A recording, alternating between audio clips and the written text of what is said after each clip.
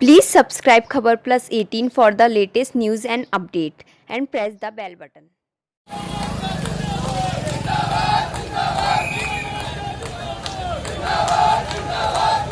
एक फोटो ले ले ऊपर से।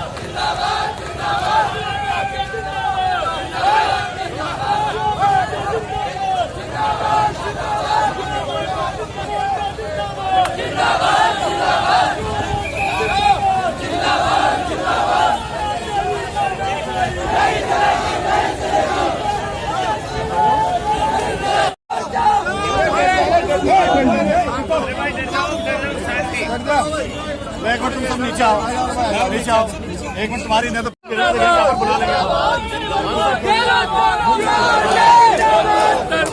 नीचे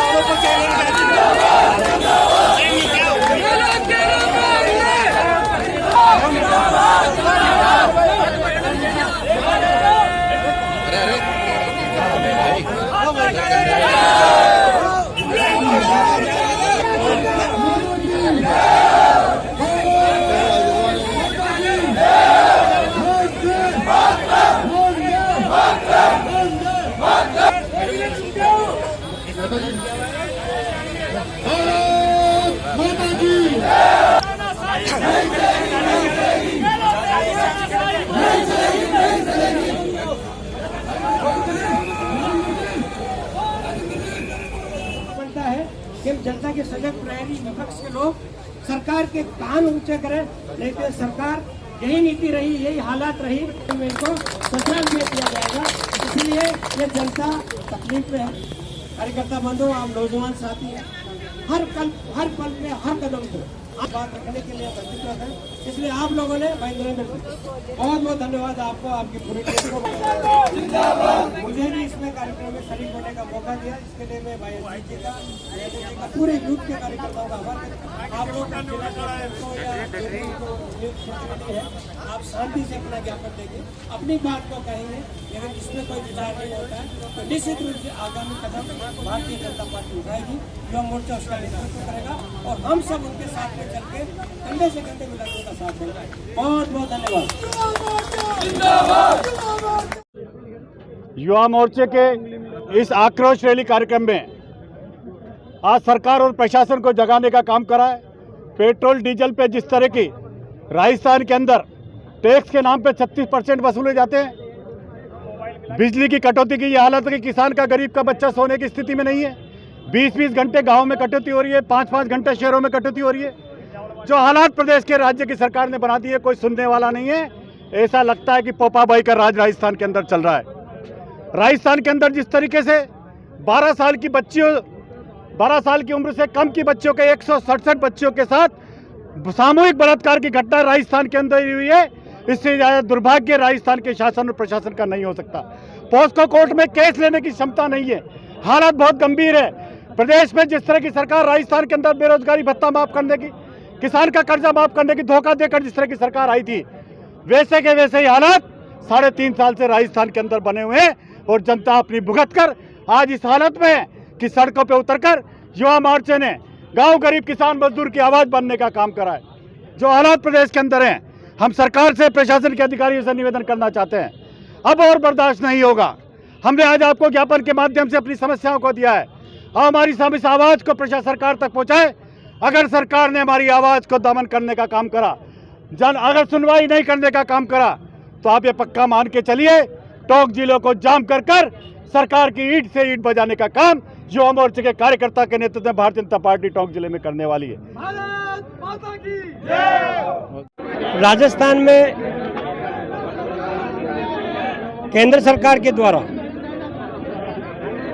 डीजल पेट्रोल के भाव कम करने के बाद भी राजस्थान वेट में कमी नहीं कर रही और राजस्थान की सरकार जो कांग्रेस की है 36% के लगभग वेट अभी डीजल पेट्रोल पे वसूल कर रही है, 28% के लगभग वेट डीजल पे कर रही है।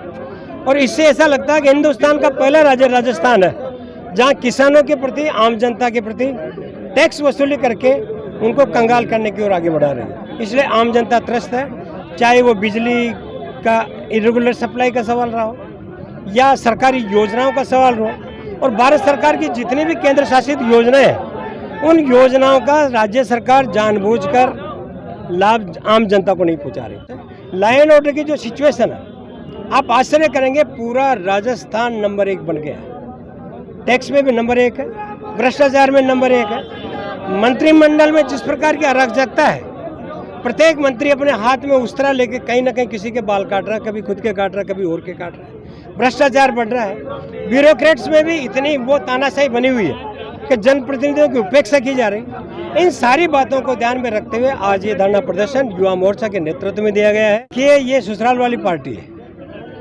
ये इटली से चलकर आने वाली ये पार्टी फिर केंद्र से पोषित हो रही है। केंद्र इनका नेतृत्व है और जिस प्रकार की योजना और जिस प्रकार का ये काम कर रहे हैं, ऐसा सुनिश्चित हो गया कि निश्चित उनको ससुराल जाने की तैयारी करनी चाहिए। देखिए, government of the people for the people by the people का सिद्धांत लोकतंत्र का था। आज आप देखेंगे मंत्री ब्यूरोक्रेट से तंग आकर त्याग पत्र देने की धमकी दे रहा है। कोई मंत्री और विधायक कहते हैं कि अधिकारी हमारे नहीं सुनते।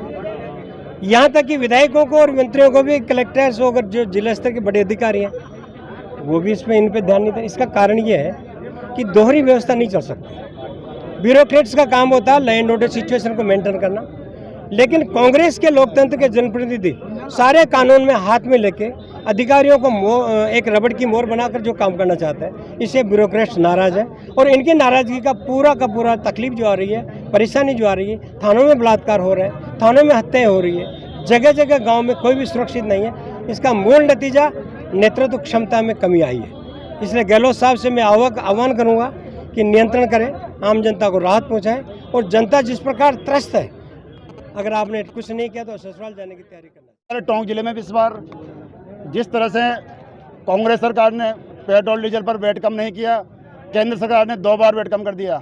पिछली बार भी इन्होंने दीपावली समय किया तो ऊँट के मुँह में जीरे के समान किया था, और इस बार भी गहलोत साहब कह रहे हैं कि हमारे पास वेट इतना है नहीं जो हम कर नहीं सकते। तो आज इस वजह से पूरे राजस्थान भर में युवा मोर्चा ने आक्रोश रैली निकालकर गहलोत साहब की नींद खुल जाए, ताकि पूरी जनता परेशान है, पेट्रोल डीजल से परेशान है, दिन में बिजली नहीं आती, लाइट से परेशान है, हर तरह से हाल बेहाल है। इसलिए मीडिया के माध्यम से मैं आप इनको पूछना चाहता हूँ कि हमारी मांगें पूरी करें, वरना अगर हमारी मांगें पूरी नहीं होती है तो आगे वाले समय में पूरे टोंक जिले में पूरे युवा कार्यकर्ता, पूरे किसान मजदूर सब टोंक जिले में एकत्रित होंगे और पूरा जिला जाम करेंगे। Please subscribe Khabar Plus 18 for latest news and updates.